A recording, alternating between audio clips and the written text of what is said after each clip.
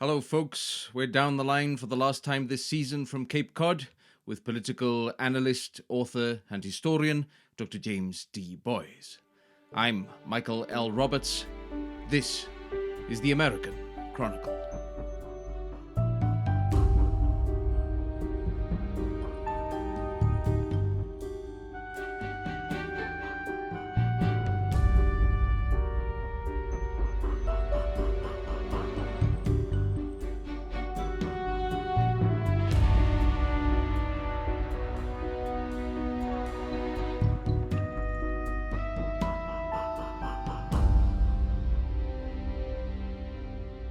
We do warmly welcome you to this, the 25th edition of the American Chronicle, and I'm delighted to say that we're in a particularly jubilant mood this evening, celebrating, as we are, the good doctor's birthday.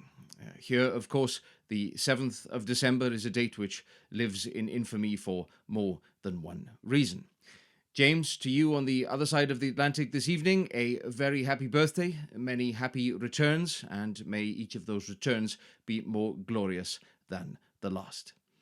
The good doctor, of course, joins us for interview this evening, and I'm delighted to say he is on supreme analytical mode as ever, seeking out the politicking behind the headlines. He even goes so far this evening as to field a question for me regarding George Clooney, so you can see the kind of show that we are in for. I began by asking James about the Biden transition team.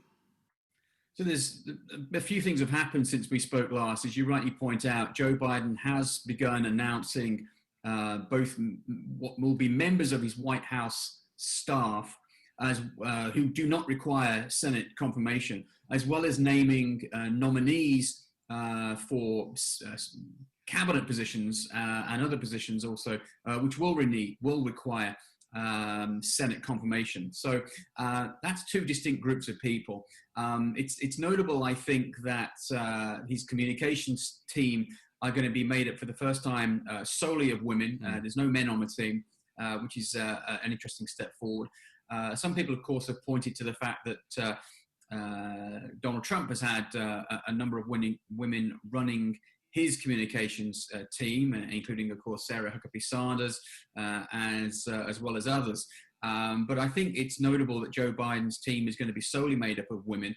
Some of them will be familiar to viewers of CNN, for example, people like Jen Psaki, who had previously worked for Barack Obama as his communications director, someone who I'm sure would have been a very senior advisor in terms of the communications team had Hillary Clinton won.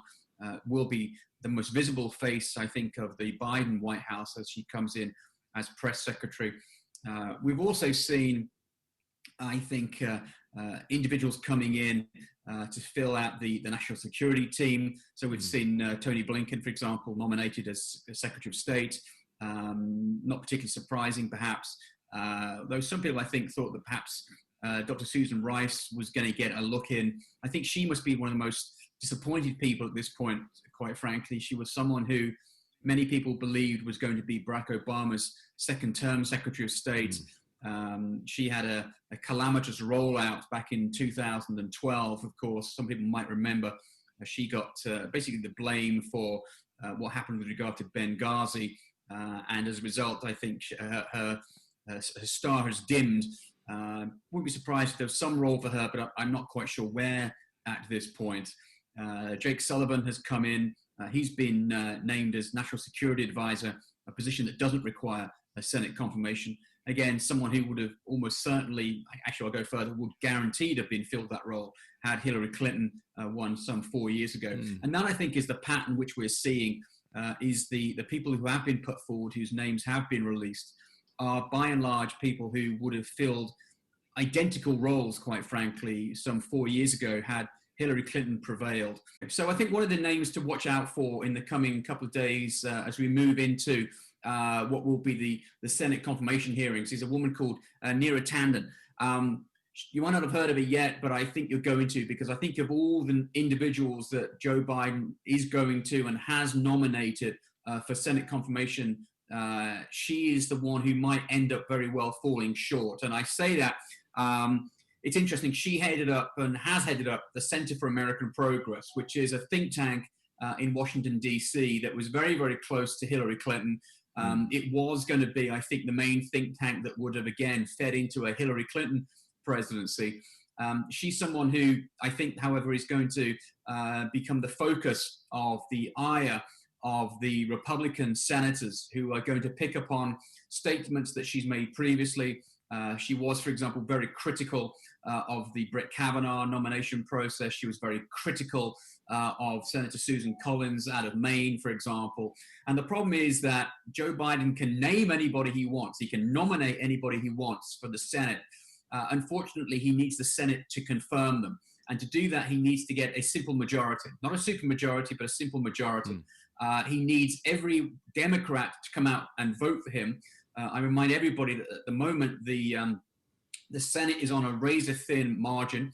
There are two, effectively, no more elections going to happen in Georgia. So there's 2 Senate seats going in Georgia that could go either way.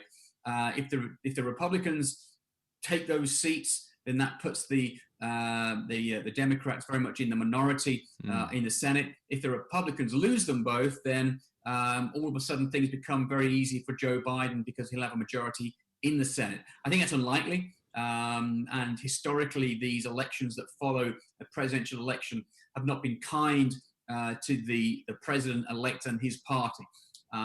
We've already seen people like Senator Tom Cotton, for example, out of Arkansas, going after Miss Tannen, suggesting that they're sort of viewing her as some sort of radical, wild-eyed lefty. She certainly is not. But the problem she faces, I think, is that the right see her as some sort of pinko liberal, and the far left see her as heading up a think tank that they see as being far too centrist. So she could end up very well falling between the 2 extremes, if you will, and I think possibly becoming the sacrificial victim that will almost certainly allow pretty much everybody else that Joe Biden puts forward to be nominated. But I think she, unfortunately, will become the focus of the Republican opposition at this point. Taking that example as a sort of a bellwether of that syndrome, as it were, you touch upon their parallels with members who worked under Barack Obama and who might have worked under Hillary Clinton. We've, in this show, cast a lot of speculation and analysis upon the nature in which the Republican Party might have changed through Trump and indeed afterwards.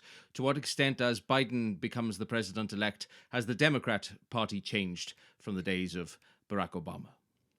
That's a really great question, and it's a question which isn't actually being addressed enough, I think.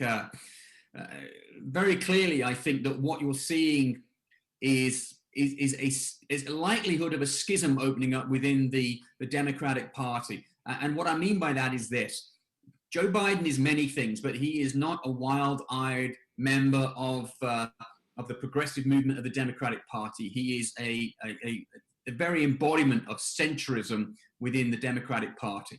And you're seeing that borne out in the very people that I've been talking about that he's nominated. Everybody, frankly, that he's nominated or put forward or named to positions that don't need confirmation could have sat very easily within a Hillary Clinton administration. Many of them, most of them, pretty much all of them were also in the Obama administration. There are 1 or 2 exceptions that I mentioned who are coming from the think tank environment. But what you're seeing effectively is a return to power of people who had worked under Barack Obama, who would have worked under Hillary Clinton, and are now coming back to Washington in this kind of revolving door process that you see time and time again.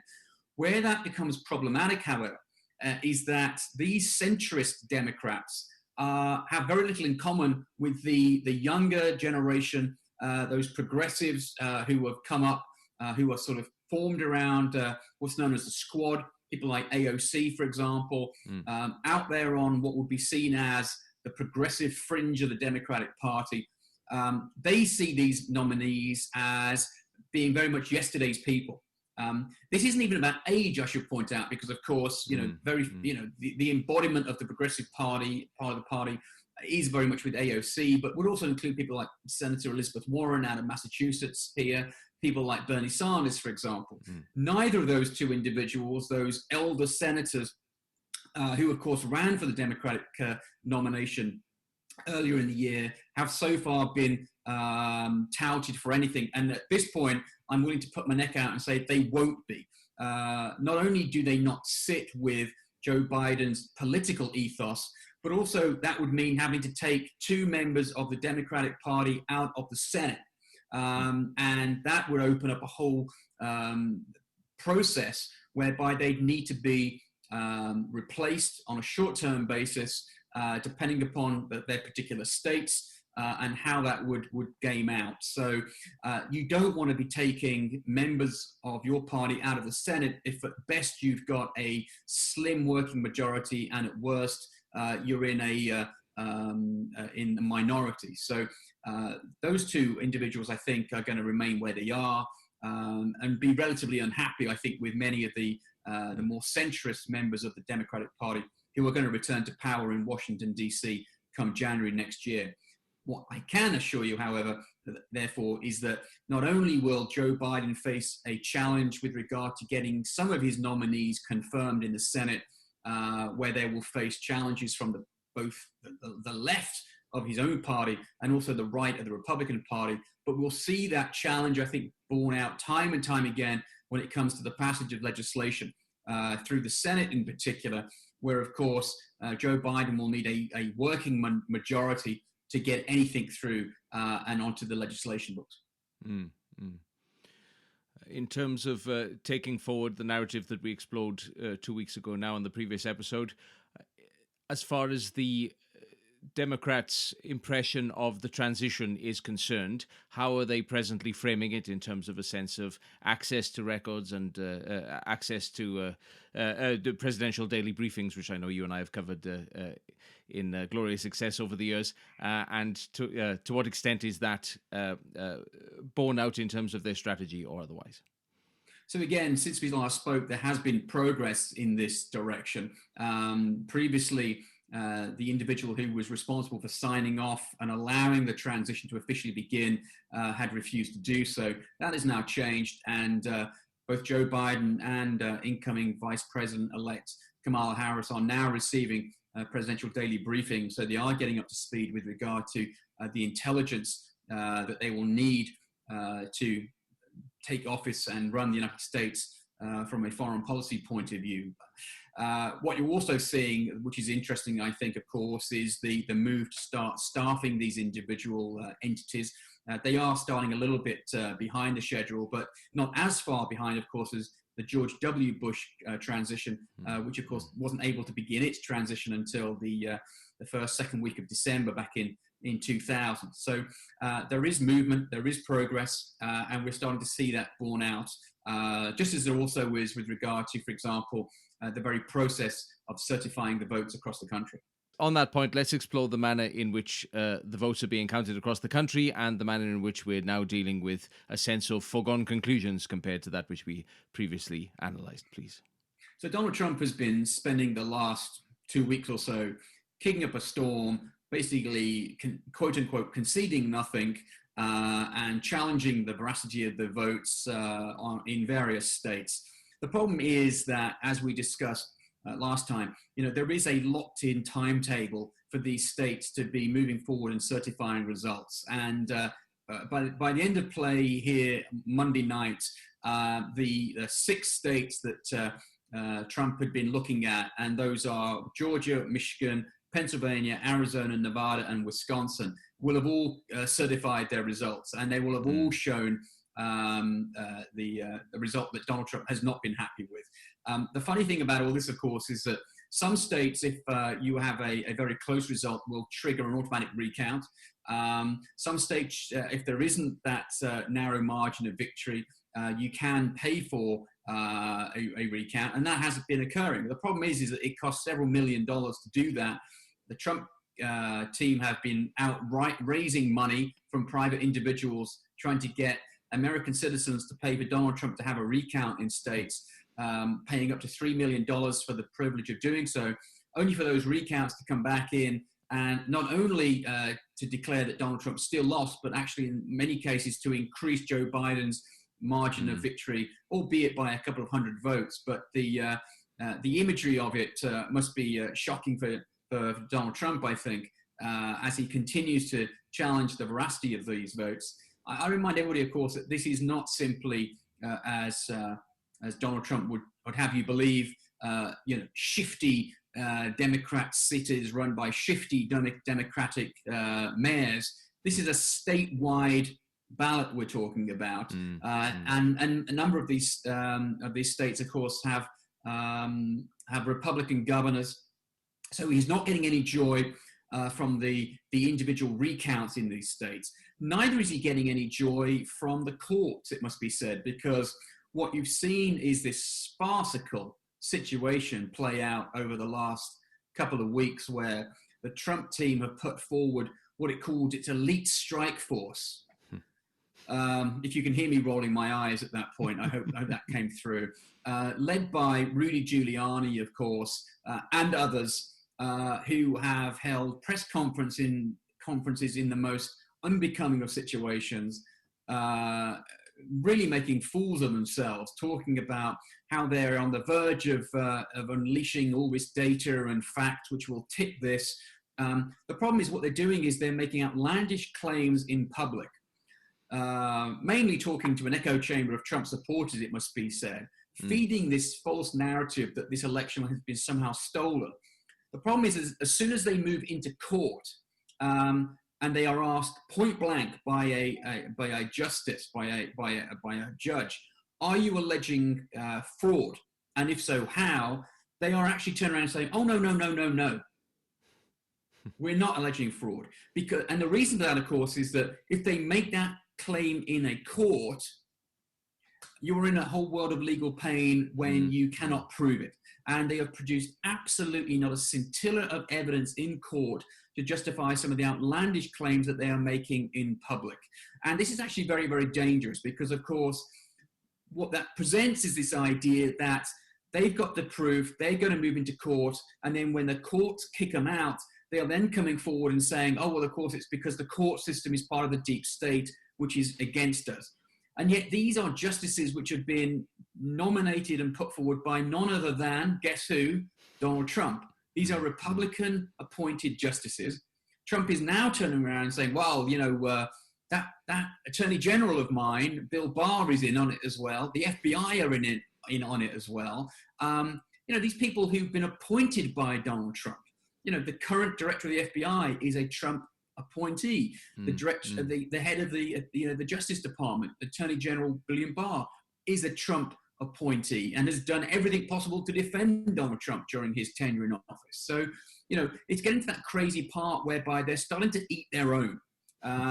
We've seen people ejected from the Trump, elite strike force for making the most outlandish of claims over the last couple of days. Even the crazies are too crazy now, effectively, for this team moving forward. So it has been a shocking 10 days or so here in the United States in terms of the legal process and the bizarre attempts that Donald Trump is going to try to cling onto power through legal process. And we haven't even, of course, gotten to the idea yet that this is the guy who's got to make a farewell address to the nation before he departs the White House on January 20th.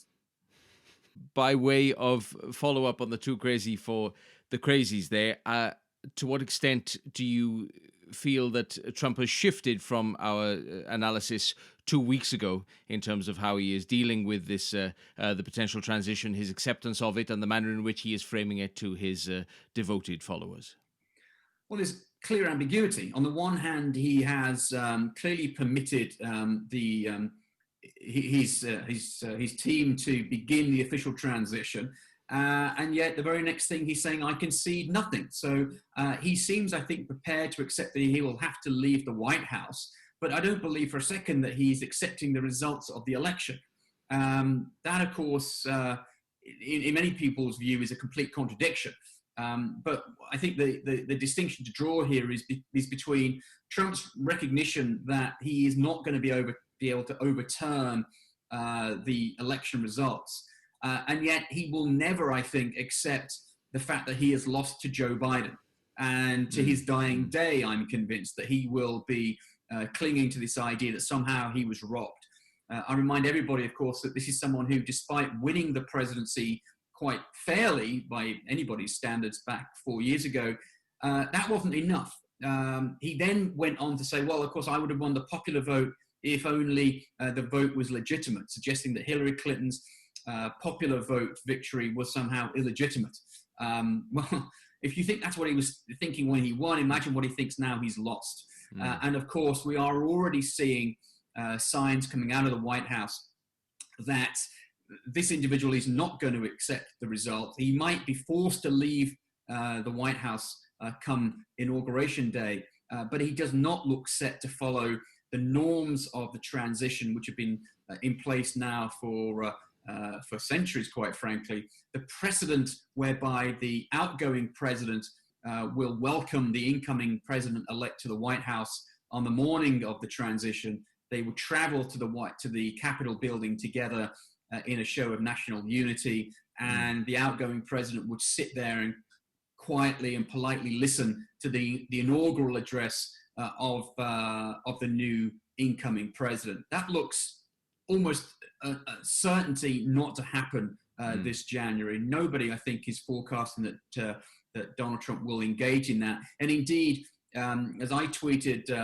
about a week, 10 days ago, and is now emerging in reporting I've seen in the last 24 hours, the suggestion now is that Donald Trump won't attend the inaugural, and indeed looks set to hold a rally of some sort, which could very well clash with Joe Biden's inaugural address. That would be an unprecedented spectacle, quite frankly, and really, I think, represents the schism, which is very clear in this country, and which Donald Trump is going to do everything he can to perpetuate, in the hope, I'm sure, that somehow he can return to the White House some 4 years from now and reclaim the presidency, which he will claim will have been stolen from him. Who would be best placed to broadcast that alternative rally on Inauguration Day? And if you're correct in assuming that he wishes to return in 4 years, what would be the purpose of his approach to politics or Trumpism in the first 4 years of the Biden presidency? Well, let's put it this way. I think if Donald Trump does the worst case scenario is Donald Trump decides to hold a rally which would start at noon on Inauguration Day, almost like a competing address. And now we've seen him do this, for example, when he decided he wasn't going to attend the White House press correspondence dinner, which has been a standard yearly process for presidents to attend. Trump hasn't attended one at all, and indeed he has gone as far as to hold competing events for his own supporters. If Donald Trump were to try to do that on Inauguration Day, there's no doubt that all the main networks would rightly ignore it. They would be forced to discuss it, I'm sure, but the coverage would go to Joe Biden. He is the incoming president. He would be president once he'd taken the oath of office, and his inaugural address would be covered wall to wall by the news networks and the main networks over here in the United States. Where I think you might get some traction is places like Newsmax, for example, which has very much emerged as the new Fox News, if you will. Fox News is no longer seen to be conservative enough, Trumpian enough. Therefore, Donald Trump is moving in a different direction. You would no doubt get some press coverage of Donald Trump's speech, but it would be very much, I think, reporting yesterday's news. I wouldn't be surprised, quite frankly, if Donald Trump chose to hold a rally and a speech in which he announced his intention to seek the Republican nomination and to reclaim the presidency. Don't forget, he effectively announced his campaign for re-election on the first day of his presidency back in January 2017. He had 4 years to run at it, to raise money for it, and lost. That must really stick in the craw. And I'm quite sure that if Donald Trump does hold a rally of this nature, he will be fundamentally disappointed about it, because he will do so, no doubt, in an attempt to say, look at the ratings, look at the ratings. You're not going to compete with the presidential inauguration. Joe Biden's presidential inauguration will have a worldwide audience of, millions and millions and millions. Every year the numbers go up, because, of course, even more people around the world have access through the internet and television and radio, et cetera, to that ceremony. So, Donald Trump is going to be, I'm sure, embarrassed by the ratings he receives. But there will, of course, be a core group of Trump supporters who will turn in and tune into anything he says, and of course be very susceptible to anything he says. So, we are seeing, I think, a very dangerous schism being broadened here in the United States as Donald Trump potentially moves to be an opposition leader, a president in waiting, if you will, setting himself up almost as a disloyal leader of the opposition. Something we're obviously used to in more formal settings in the United Kingdom. From a non-US based approach, it would appear that Fox News has abandoned Trump after having given somewhat relentless support over the 4 years. Can you tell us on the ground, is that your impression, or is it more nuanced than that? Well, I think it's important to remember that, all these networks, whether it's CNN, MSNBC, or Fox, follow something of a similar trajectory throughout their daily coverage. I think we've mentioned this before, so at the risk of repeating myself, the morning shows, the breakfast shows tend to be, driven by personalities and chit chat. So you have Fox and Friends on Fox, you have Joe Scarborough's Morning Joe show, and these are, aimed very much, I think, at the quintessential viewer of that network. So conservative core for Fox and Friends, a more liberal core for Joe Scarborough, MSNBC, and CNN, for example. Once that ends, you're moving to like the sort of the daily show, effectively, the morning and the afternoon. You do get a relatively straightforward broadcast of the news, and then you move into the evening slots from about sort of 8, 9 o'clock onwards, and you get shows which are driven by individual pundits. So you get the likes, for example, of Rachel Maddow, for example, on MSNBC, people like Don Lemon on CNN, and on Fox you have, of course, those advocates of Donald Trump, Sean Hannity most notably, who have stood with Donald Trump come hell or high water. So the schism I think you're seeing on Fox has been between individuals who had been on the show in the daytime, Shepard Smith, for example, who ended up leaving the network, and those individuals in the evening like Sean Hannity, possibly Tucker Carlson, who have stayed very much with the president. So it'll be very interesting to see how the network survives and evolves moving into the Joe Biden presidency, because it's one thing to support a president when they're in power.